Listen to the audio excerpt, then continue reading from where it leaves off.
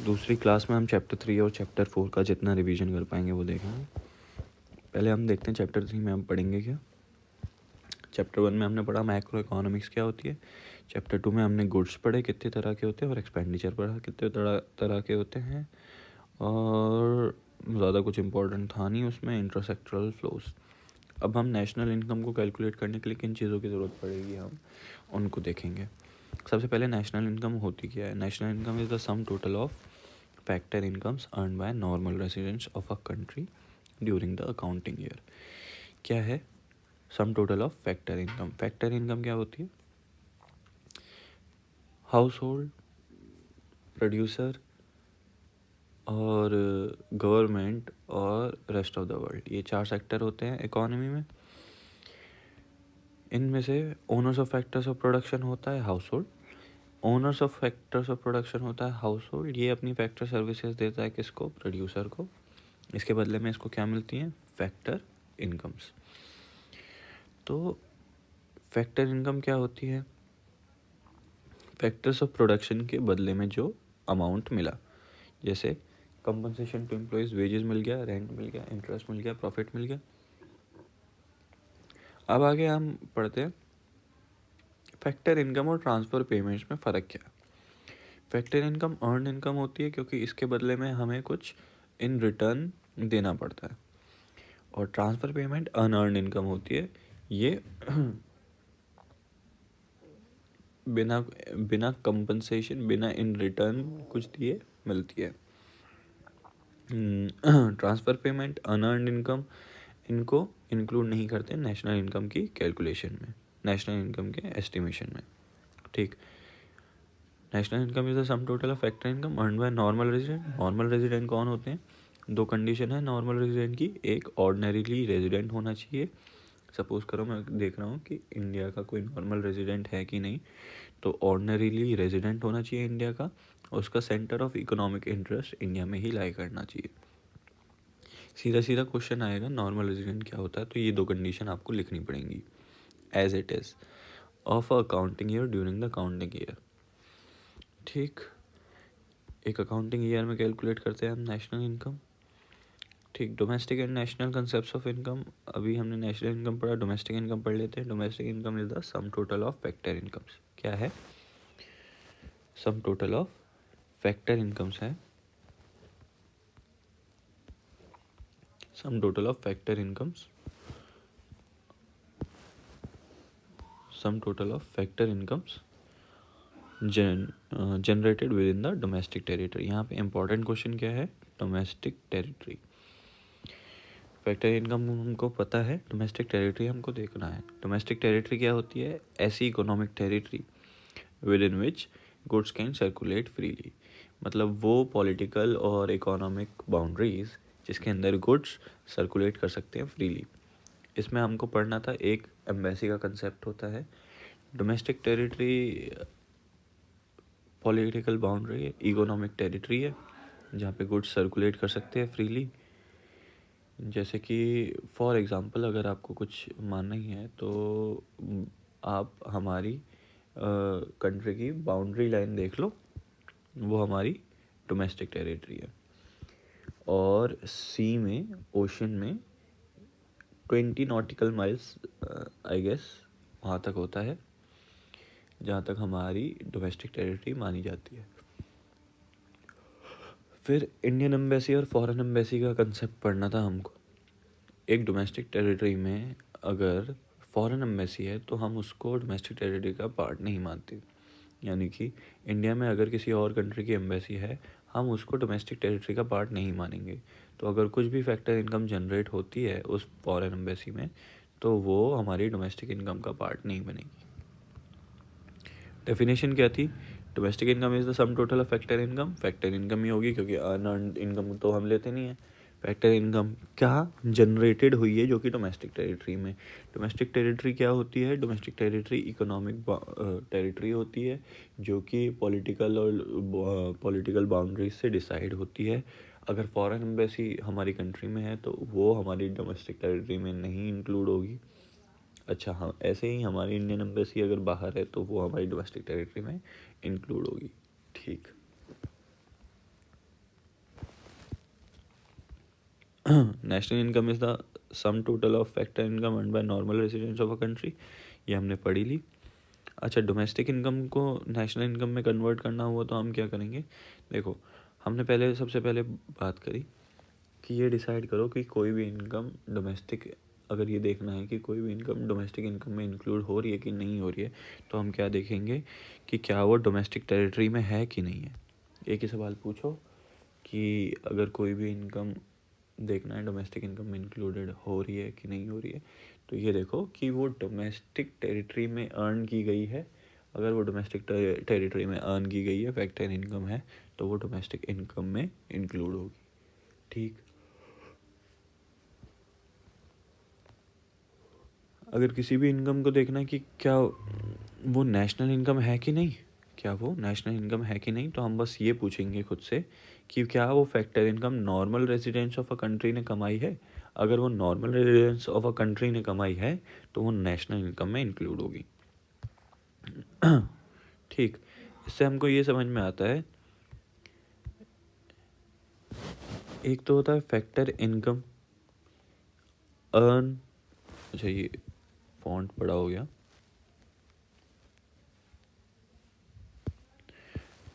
Suppose करो ये हमारी कंट्री है, ठीक है ना। अब इसके अंदर एक ये पर्सन है, ये है, कलर चेंज कर देता हूँ, ये फॉरेन एम्बेसी में बैठा है। ठीक, मेरे को ये बताओ, जब मैं बात करूँगा पॉलिटिकल लीगल बाउंड्री से, तो ये जो बाहर का आउटर सर्कल है, तो ये पॉलिटिकल लीगल बाउंड्री हो गया, है ना। अगर कोई पर्सन इस डोमेस्टिक टेरिटरी में यहाँ पे पैसे कमा रहा है तो वो डोमेस्टिक इनकम में इंक्लूड होगी, है ना। ये इस बात का कोई फ़र्क नहीं पड़ता वो नॉर्मल रेजिडेंट है कि नहीं, इस बात से फ़र्क नहीं पड़ता कि ये नॉर्मल रेजिडेंट है या अदर देन नॉर्मल रेजिडेंट है। हमको तो डोमेस्टिक इनकम में इंक्लूड करने के लिए क्या देखना है कि क्या इसने जो पैसे कमाए वो डोमेस्टिक टेरिटरी में कमाए, अगर हाँ तो वो डोमेस्टिक इनकम में इंक्लूड होगा। अब जब मैंने ये बताया पिंक सर्कल हमारी एक फॉरेन एम्बेसी है जो हमारी डोमेस्टिक टेरिटरी के अंदर है, मेरे को बताओ डोमेस्टिक इनकम में ये इस पर्सन की इनकम इंक्लूड होगी क्या, नहीं होगी। क्यों, क्योंकि ये फॉरेन एम्बेसी में है, और हमारी कंट्री के अंदर अगर कोई फॉरेन एम्बेसी है तो उसको हम कैसे ट्रीट करते हैं, वो हमारी डोमेस्टिक टेरिटरी में नहीं है, ऐसे ट्रीट करते हैं। तो ये जो पर्सन है फॉरेन एम्बेसी में बैठा है, इसकी इनकम को हम इंक्लूड नहीं करेंगे। किस में नहीं करेंगे, डोमेस्टिक इनकम में इंक्लूड नहीं करेंगे। अच्छा समझो, अब सपोज़ करो कि एक दूसरी कंट्री है ना, दूसरी कंट्री है, और उसमें उसमें हमारी एक एम्बेसी है ना, उसमें एक हमारी एम्बेसी है, और ये पर्सन उधर बैठा हुआ है, इनकम कमा रहा है। तो अब दूसरी कंट्री में ये जो हमारी एम्बेसी है वो हमारी डोमेस्टिक टेरिटरी का पार्ट हो गई, है ना। इंडियन एम्बेसी जो बाहर की कंट्री में है वो हमारी डोमेस्टिक टेरिटरी का पार्ट हो गई। तो ये जो पैसा है, ये पैसा इंक्लूड होगा किस में, डोमेस्टिक इनकम में, है ना। अच्छा, अभी हमने ये सब बात करी, अब हम बात कर लेते हैं नेशनल इनकम, और अब डोमेस्टिक इनकम की बात करी, अब नेशनल इनकम की बात कर लेते हैं। तो हमने बात करी कि नेशनल इनकम वो होती है जो कि अर्न करी है normal residents of a country, है ना। फैक्टर इनकम जो कि अर्न करी है normal residents of a country. तो नॉर्मल रेजिडेंट तो कहीं पे भी हो सकते हैं, सपोज करो ये हमारी कंट्री है ना, और ये एक बाहर की कंट्री है, ठीक। और इसमें एक हम इधर एक फॉरेन एम्बेसी बना देते हैं और इधर एक फॉरेन एम्बेसी बना देते हैं, और पिंक कलर से डिनोट करते हैं नॉर्मल रेजिडेंट्स को। मेरे को ये बताओ, डोमेस्टिक टेरिटरी के नॉर्मल रेजिडेंट कहाँ कहाँ हो सकता है, नॉर्मल रेजिडेंट यहाँ पे हो सकता है, यहाँ पे हो सकता है, यहाँ पे हो सकता है, यहाँ पे हो सकता है। मेरे को ये बताओ कि अगर नॉर्मल रेजिडेंट डोमेस्टिक टेरिटरी के अंदर है और फॉरेन एम्बेसी के बाहर है, इस वाले की बात कर रहे हैं हम, तो वो क्या डोमेस्टिक इनकम में इंक्लूड होगी। भैया डोमेस्टिक इनकम को देखने के लिए तो हमको ये देखना ही नहीं है कि वो नॉर्मल रेजिडेंट है कि नहीं है, वो डोमेस्टिक टेरिटरी में है, जो कि वो इस एग्जांपल में डोमेस्टिक टेरिटरी के अंदर है, तो डोमेस्टिक इनकम में इंक्लूड हो जाएगी। ठीक, अगर नॉर्मल रेजिडेंट फॉरेन एम्बेसी में बैठा है, हमारा नॉर्मल रेजिडेंट है, तो क्या उसकी इनकम नेशनल इनकम में इंक्लूड होगी? हाँ, क्योंकि नेशनल इनकम को देखने के लिए हमको क्या देखना है, बस ये देखना है कि वो पर्सन नॉर्मल रेजिडेंट है कि नहीं है, उसके लिए हमको टेरिटरी वगैरह देखने की ज़रूरत नहीं। पर क्या इस पर्सन की इनकम डोमेस्टिक इनकम में इंक्लूड होगी? नहीं होगी। आगे चलते हैं, नेशनल इनकम की बात करते हैं। सपोज़ करो हमारा एक नॉर्मल रेजिडेंट यहाँ बैठा है, बाहर की कंट्री में बैठा हुआ है, तो क्या वो हमारी डोमेस्टिक इनकम में इंक्लूड होगी, उसने जो इनकम अर्न करी है? नहीं होगी। क्यों? डोमेस्टिक इनकम में हम नॉर्मल रेजिडेंट थोड़ी ना देखते हैं, डोमेस्टिक इनकम में हम क्या देखते हैं? डोमेस्टिक टेरिटरी देखते हैं। तो डोमेस्टिक टेरिटरी से तो वो बाहर है, डोमेस्टिक टेरिटरी से बाहर है, तो नेशनल और डोमेस्टिक इनकम में इंक्लूड नहीं होगी। पर क्या नेशनल इनकम में इंक्लूड होगी? नेशनल इनकम के लिए क्या देखते हैं हम, क्या वो नॉर्मल रेजिडेंट है? तो हाँ, वो नॉर्मल रेजिडेंट है, भले ही डोमेस्टिक टेरिटरी से बाहर हुआ, तो क्या हुआ, नेशनल इनकम में तो उसकी इनकम इंक्लूड होगी। अच्छा, वो फॉरेन एम्बेसी में बैठा हुआ है ना, मतलब हमारी एम्बेसी में बैठा हुआ है, पर दूसरी कंट्री में हमारी एम्बेसी में बैठा हुआ है, तो उसने यहाँ पे जो पैसे अर्न करे वो क्या हमारी नेशनल डोमेस्टिक इनकम का पार्ट है? हाँ, हमारी डोमेस्टिक इनकम का पार्ट है, क्योंकि हमारी एम्बेसी बाहर किसी कंट्री में हमारी डोमेस्टिक टेरिटरी का पार्ट माना जाता है, तो वो हमारी डोमेस्टिक इनकम में इंक्लूड होगा। हाँ, बिल्कुल होगा। और वो नॉर्मल रेजिडेंट है, कहीं पे भी बैठा हो, नेशनल इनकम में इंक्लूड होगा? हाँ, होगा। अच्छा, दोबारा बात कर लेते हैं।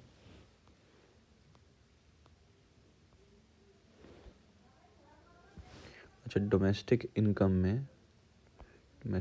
में वो लोग भी होंगे जो कि नॉर्मल रेजिडेंट नहीं है, नॉट नॉर्मल रेजिडेंट है, और हमारी डोमेस्टिक टेरिटरी में है, और फैक्टर इनकम कमा रहे हैं, जो कि टू अब्रॉड जा रही है ना। कौन से लोग? जो नॉर्मल रेजिडेंट नहीं है, फैक्टर इनकम कमा रहे हैं, जो कि इनकम बाहर लेके जा रहे हैं। यानी कि मैं इसको क्या कह सकता हूँ, ये है फैक्टर इनकम टू अब्रॉड, है ना। अगर मेरे को डोमेस्टिक इनकम से नेशनल इनकम पे जाना है ना, नेशनल इनकम पे जाना है, तो अगर मैं नेशनल इनकम में किन लोगों की इनकम इंक्लूडेड होती है? नॉर्मल रेजिडेंट की। तो ये नॉट नॉर्मल रेजिडेंट है ना, तो इसकी इनकम माइनस कर दूंगा, तो नेशनल इनकम की तरफ बढ़ जाऊंगा मैं। हाँ, तो मैं क्या करूँगा, ये जो फैक्टर इनकम टू अब्रॉड है ना, इसको माइनस कर दूंगा। अच्छा, अब बात करते हैं फैक्टर इनकम फ्रॉम अब्रॉड। एक है नॉर्मल रेजिडेंट, जो कि बाहर बैठा हुआ है ना, फैक्टर इनकम कमा रहा है ना, नॉर्मल रेजिडेंट है, तो ये बाहर से अंदर लेके आ रहा है, कंट्री में पैसे लेके आ रहा है, फैक्टर इनकम फ्रॉम अब्रॉड हो गया ये तो डोमेस्टिक इनकम में इंक्लूड होगी ये?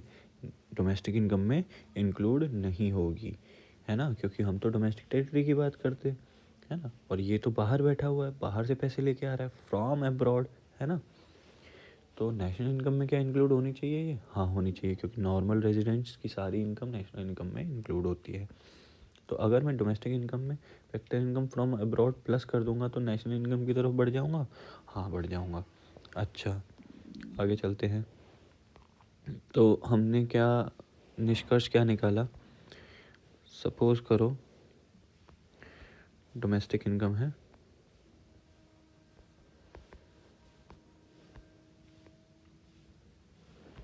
इसमें प्लस कर दूंगा factor income from abroad, minus कर दूंगा फैक्टर इनकम टू अब्रॉड, तो क्या आ जाएगा मेरे पास?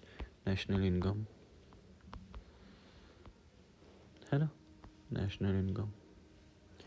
अच्छा भैया, नहीं समझ में आया, दोबारा देख लो, वीडियो है ना। अब देखो इसमें तो क्या कर सकता हूँ। अच्छा, डोमेस्टिक एक और तरीके से लिख सकते हैं हम, डोमेस्टिक इनकम को इसमें मैं प्लस कर दूंगा net factor income from abroad, तो क्या आ जाएगा? National income.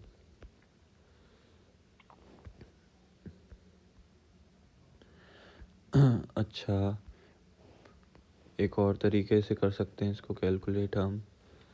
डोमेस्टिक इनकम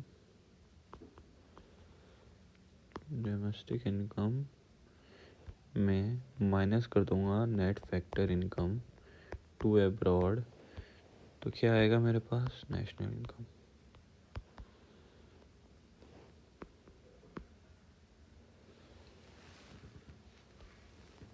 ठीक, ये पढ़ लिया हमने। डोमेस्टिक इनकम और नेशनल इनकम का करना क्या है, कैसे कन्वर्ट करना है। ठीक, गोला मार देते हैं।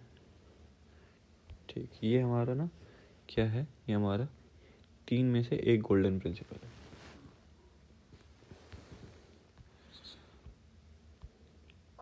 तो ये समझ में आया आपको? डोमेस्टिक इनकम में माइनस कर दूंगा factor income earn by non residents with in domestic territory. Factor incomes earn by non residents with in domestic territory को माइनस कर दूं और प्लस कर दूं factor incomes earn by normal resident from outside the domestic territory. तो क्या आ जाएगा मेरे पास? नेशनल इनकम, है ना। अब हम ये देख लेते हैं कि रेजिडेंसी और टेरिटरी के बेस पे पर्टिकुलर इनकम डोमेस्टिक इनकम में इंक्लूड होगी कि नहीं होगी, या नेशनल इनकम में इंक्लूड होगी कि नहीं होगी, है ना। सपोज करो नॉर्मल रेजिडेंट है, डोमेस्टिक टेरिटरी में बैठा है, कलर चूज़ कर लेते हैं। हाँ, नॉर्मल रेजिडेंट है, डोमेस्टिक टेरिटरी में बैठा है, पर डोमेस्टिक टेरिटरी के अंदर फॉरेन एम्बेसी के अंदर बैठा है। ठीक, तो क्या ये डोमेस्टिक इनकम में इंक्लूड होगी? नहीं होगी। क्यों? डोमेस्टिक टेरिटरी में फॉरेन एम्बेसी के अंदर बैठा है ना। डोमेस्टिक टेरिटरी में कहाँ पे बैठा है? फॉरेन एम्बेसी में। पर क्या नेशनल इनकम में इंक्लूड होगी? हाँ होगी, क्योंकि ये नॉर्मल रेजिडेंट है।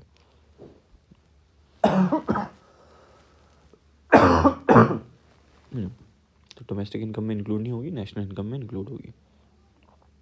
ठीक, आगे देखते हैं। नॉर्मल रेजिडेंट ही है डोमेस्टिक टेरिटरी में बैठा है पर फॉरेन एम्बेसी में नहीं बैठा है ना। तो क्या हमारी डोमेस्टिक इनकम में इंक्लूड होगी? हाँ भैया, क्योंकि डोमेस्टिक टेरिटरी के अंदर है। क्या हमारी नेशनल इनकम में इंक्लूड होगी? हाँ होगी, क्योंकि नॉर्मल रेजिडेंट है। तो एक बात तो ये मालूम है कि देखो, नॉर्मल रेजिडेंट अगर है तो नेशनल इनकम में तो चारों में आएगी, और अगर नॉर्मल रेजिडेंट नहीं है, अगर नॉर्मल रेजिडेंट है तो नेशनल इनकम में तो इंक्लूड होगी, और अगर अदर दैन नॉर्मल रेजिडेंट है तो नेशनल इनकम में इंक्लूड नहीं होगी। और अगर डोमेस्टिक इनकम में इंक्लूड होना है तो ये देखो, डोमेस्टिक टेरिटरी में होना चाहिए। जैसे कि डोमेस्टिक टेरिटरी के अंदर फॉरेन एम्बेसी डोमेस्टिक टेरिटरी के पार्ट नहीं होती, तो डोमेस्टिक इनकम में नहीं होगा। डोमेस्टिक टेरिटरी के अंदर फॉरेन एम्बेसी से बाहर, यानी कि अदर देन फॉरेन एम्बेसी, तो वो डोमेस्टिक इनकम में इंक्लूड होनी चाहिए। आउटसाइड डोमेस्टिक टेरिटरी पर इंडियन एम्बेसी डोमेस्टिक इनकम में इंक्लूड होगी, और आउटसाइड डोमेस्टिक टेरिटरी और आउटसाइड इंडियन एम्बेसी, तो वो डोमेस्टिक टेरिटरी का पार्ट नहीं है। ऐसे ही डोमेस्टिक टेरिटरी के अंदर है, फॉरेन एम्बेसी के अंदर है, तो डोमेस्टिक इनकम में इंक्लूड नहीं होगी, क्योंकि फॉरेन एम्बेसी डोमेस्टिक टेरिटरी का पार्ट नहीं होती। पर पॉलिटिकल बाउंड्रीज के अंदर है और फॉरेन एम्बेसी में भी नहीं है, तो डोमेस्टिक इनकम में इंक्लूड होगी। अच्छा, डोमेस्टिक टेरिटरी से बाहर है, मतलब हमारी दूसरी कंट्री में, पर हमारी एम्बेसी में है, तो हमारी डोमेस्टिक टेरिटरी का पार्ट माना जाता है, तो वो डोमेस्टिक इनकम में इंक्लूड होगी। और लास्ट, हमारी डोमेस्टिक टेरिटरी से बाहर है और वो हमारी एम्बेसी में भी नहीं है, तो हमारी डोमेस्टिक इनकम में इंक्लूड नहीं होगी। तो अच्छा, कैसे पता चले हमको income is included in, how to know whether certain income is included in domestic income. बस ये देख लो कि वो डोमेस्टिक टेरिटरी में है कि नहीं है ना। How to know whether certain income is included in national income, ये देख लो वो फैक्टर इनकम किसने, नॉर्मल रेजिडेंट्स ने कमाई है कि नहीं।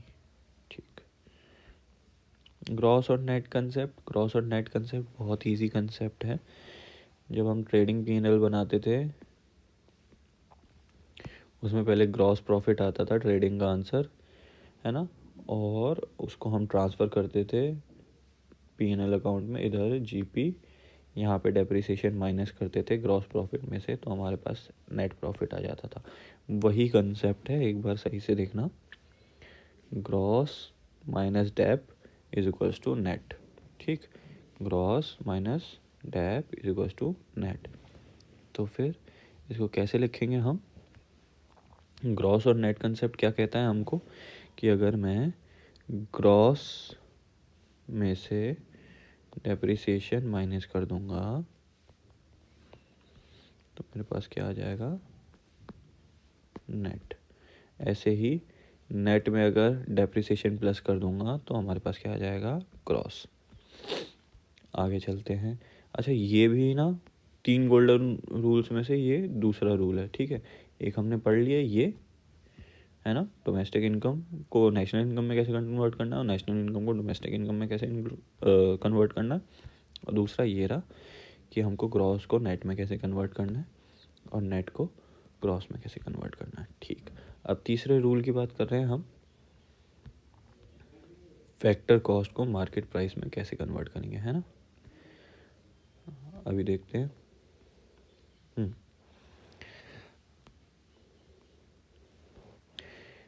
तो फैक्टर कॉस्ट को आपको मार्केट प्राइस में कन्वर्ट करना है। फैक्टर कॉस्ट, पहले मेरे को बताओ आप फैक्टर कॉस्ट से क्या समझते हो? फैक्टर कॉस्ट, है ना, फैक्टर कॉस्ट की बात कर रहे हैं हम। फैक्टर क्या है? फैक्टर्स ऑफ प्रोडक्शन भैया 4 पढ़े तो थे क्या? रेंट, इंटरेस्ट, वेजेस, प्रॉफिट, ये 4 पढ़े तो थे। इन चारों को इंक्लूड कर दूंगा तो मेरी फैक्टर कॉस्ट आ जाएगी रेंट, इंटरेस्ट, वेजेस, प्रॉफिट। अच्छा, क्या क्या आ गया? रेंट, इंटरेस्ट, वेजेस, प्रॉफिट, इन चारों को इंक्लूड कर दिया तो मेरी क्या आ गई? फैक्टर कॉस्ट आ गई। तो यानी कि फैक्टर कॉस्ट में प्रॉफिट इंक्लूडेड है भैया? हाँ, इंक्लूडेड है।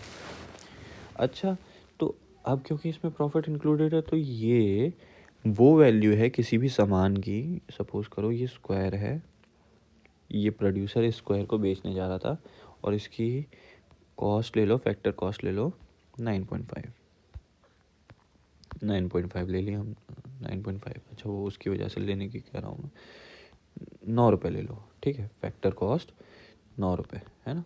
सब कुछ प्रॉफिट वगैरह लेके ये प्रोड्यूसर बेचने जा रहा था इसको, है ना, सामान को, स्क्वायर को बेचने जा रहा था। तो ये जब मार्केट में गया, लो ये मार्केट ये रहा, मार्केट में गया, है ना, मार्केट में गया तो गवर्नमेंट आती है बीच में बोलती है कि भाई तुम सामान बेचोगे तो जीएसटी तो दोगे, goods and service tax. Producer बोलता है हाँ देंगे। तो बोलते हैं कि हमको 1 रुपये का जीएसटी देना है इस पर। तो अब इस प्रोड्यूसर ने क्या करा? फैक्टर कॉस्ट इसकी 9 रुपये की थी, 1 रुपये इसको गवर्नमेंट को देना था। तो अब ये मार्केट प्राइस क्या करेगा? मार्केट प्राइस को 10 कर देगा, यानी कि मार्केट प्राइस को इनडायरेक्ट टैक्स से बढ़ा देगा। तो मार्केट में इसका प्राइस क्या होगा? मार्केट प्राइस क्या होगा? 10 रुपये हो जाएगा। तो यानी कि फैक्टर कॉस्ट में प्लस कर दिया मैंने इनडायरेक्ट टैक्स, है ना। तो क्या आ गया मेरे पास? Market price. अच्छा रुको, अभी हम सब्सिडी की बात करेंगे। सिलेंडर लेके जा रहा था प्रोड्यूसर, है ना, सिलेंडर लेके जा रहा था प्रोड्यूसर लेके जा रहा था सिलेंडर 1100 रुपये का, बेच रहे। गवर्नमेंट आई बोलती देखो सुनो, सिलेंडर ना सबको ख़रीदना चाहिए पर ये ना 1100 रुपये का महंगा है।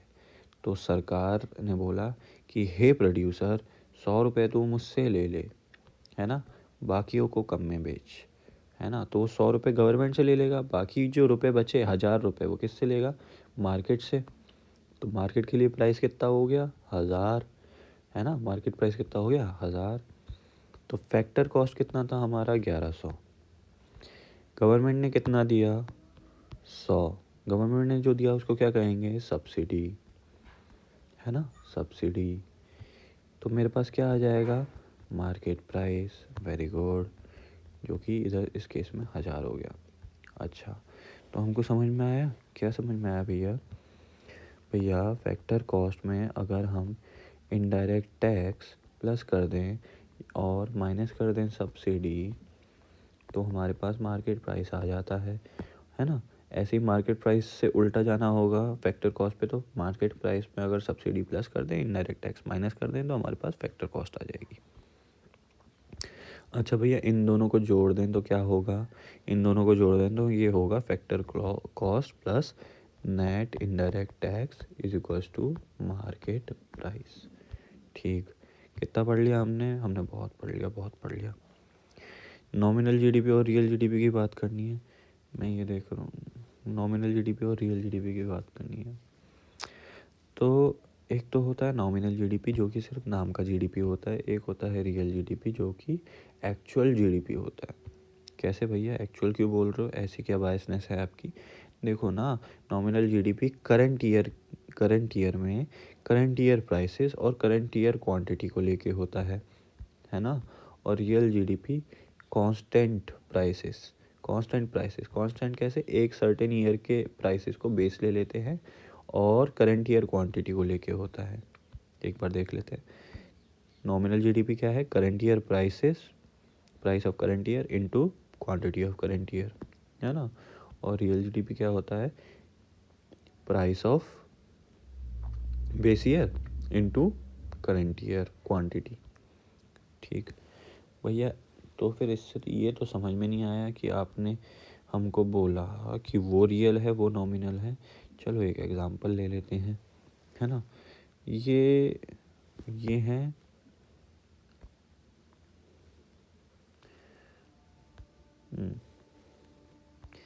ये हो गया ईयर, ये हो गया प्राइस, ये हो गया क्वांटिटी, है ना। सपोज करो ईयर हो गया 2000, 2001, 2002, 2003, है ना, 2004। ठीक, प्राइस ले लेते हैं 100 रुपये, 200 रुपये और 150 ले, नहीं 300 ले लो भाई, कैलकुलेशन ईजी रहेगी। 300, 400, 500। ठीक और क्वांटिटी ले ली हमने 1000, 500, 1000, 2000 और ये ले ली हमने 3000, है ना। 3000 मतलब इसको ले लो, तो समझने के लिए इसको कर लेते हैं हम 1000 कर लेते हैं, है ना।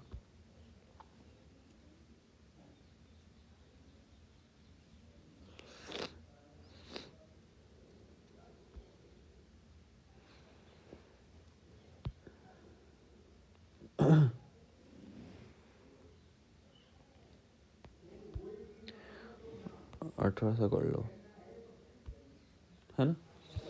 अब मेरे को बताओ, ये क्वांटिटी पर्टिकुलर रिस्पेक्टिव साल में जितनी प्रोड्यूस हुई, ये है प्राइस उस क्वांटिटी का। तो मेरे को बताओ नॉर्मली कि किस साल में डोमेस्टिक प्रोडक्ट सबसे ज़्यादा बना। डोमेस्टिक प्रोडक्ट तो इस साल में सबसे ज़्यादा बना, है ना। इस साल में सबसे ज़्यादा बना, तो देखते हैं जीडीपी कितना कितना आ रहा है। नॉमिनल जीडीपी निकालते हैं। नॉमिनल जीडीपी यानी कि current year prices into current year quantity. ये तो हो गया 1,00,000, है ना। 200 इंटू 500 कितना हो गया? 1, 2, 3, 4, 10। ये भी हो गया 1,00,000, ये हो गया 3,00,000, ये 4 टू 8, ये हो गया 8,00,000, है ना। ये कितना हो गया? 00, 00, 18,590, ये हो गया 9,00,000। जीडीपी सबसे ज़्यादा आ रहा है इस साल का, नॉमिनल जीडीपी 2004 का। ये तो गलत हो गया, क्योंकि प्रोडक्ट तो सबसे ज़्यादा इस साल में बना था 2003 में। ऐसा कैसे हो गया भैया? ऐसा इसलिए हो गया क्योंकि प्राइस का इम्पैक्ट पड़ा है।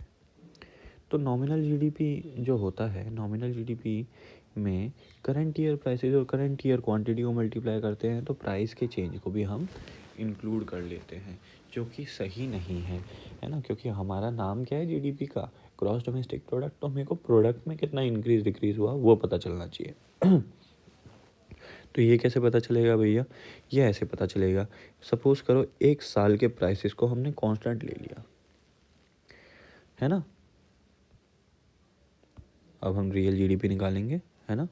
रियल जीडीपी में 1 साल के प्राइसेस को कांस्टेंट लेते हैं। सो 2000 के प्राइसेस को कांस्टेंट ले लिया है हमने, है ना। इससे मैं डिनोट कर रहा हूँ प्राइस को। प्राइस कितना है? 100। देख लो 2000 में प्राइस कितना है? 100। अब हम पी स्टार से मल्टीप्लाई करेंगे क्यू को, है ना। मतलब पहले इससे फिर इससे, तो रियल जीडीपी कितना आएगा हमारा पहले केस में? तो 1 लाख ही आएगा। फिर 5 लाख आएगा, फिर 1 लाख आएगा, फिर 2 लाख आएगा, फिर सॉरी ये 50,000 होगा, ये 50,000 होगा। 100 इंटू 500 50,000, और फिर 100 इंटू 1800 1,80,000। तो किस साल में सबसे ज़्यादा प्रोडक्ट बना था भैया? 2003 में। जीडीपी किस साल का सबसे ज़्यादा आ रहा है? इसका, यानी 2003 में। तो ये रियल जीडीपी हो गया ना, ये एक्चुअल जीडीपी बता रहा है ना। तो अब ये समझ में आ गया हमको। अब हम दोबारा उस पर जाते हैं, रियल जीडीपी नॉमिनल जीडीपी पे। ये समझ में आया नॉमिनल जीडीपी को करंट जीडीपी क्यों बोलते हैं? क्योंकि ये करंट ईयर प्राइसेस पे होता है ना। और रियल जीडीपी को कांस्टेंट जीडीपी क्यों बोलते हैं? क्योंकि ये कांस्टेंट प्राइसेस पे होता है। सर्टेन ईयर को हम बेस ईयर ले लेते हैं और उसके प्राइसेस को बेस प्राइसेस अच्छा अच्छा, जीडीपी डिफ्लेटर क्या होता है? जीडीपी डिफ्लेटर देख लेते हैं अब हम। देखो हमने 3 बेसिक प्रिंसिपल्स तो यहाँ पे देख लिए ना, 3 बेसिक प्रिंसिपल्स देख लिए। अब हम रियल जीडीपी नॉमिनल जीडीपी देख रहे हैं, ठीक है। ये अलग टॉपिक है, बिल्कुल उससे रिलेटेड नहीं है, ठीक है। जीडीपी डिफ्लेटर की बात कर रहे थे हम। जीडीपी डिफ्लेटर को प्राइस इंडेक्स भी बोलते हैं। जीडीपी डिफ्लेटर को प्राइस इंडेक्स भी बोलते हैं। प्राइस इंडेक्स क्या है? एक नॉर्मल बास्केट ऑफ गुड्स का प्राइस जो है वो टाइम के साथ चेंज होता रहता है। तो एक प्राइस इंडेक्स बनता है, जैसे कि इधर हमने देखा ना, ये प्राइस चेंज हो रहा है ना, 100, 200, 300, 400, 500। तो एक प्राइस इंडेक्स बनाते हैं हम। कैसे बनाते हैं उसको? Current year price upon base year price into 100, है ना। तो क्या आ गया? जीडीपी डिफ्लेटर आ गया, ठीक। अब मेरे को बताओ, नॉमिनल जीडीपी को रियल जीडीपी में कन्वर्ट करना है आपको, तो क्या करना है? नॉमिनल जीडीपी ये रहा हमारा, पी इंटू क्यू, है ना।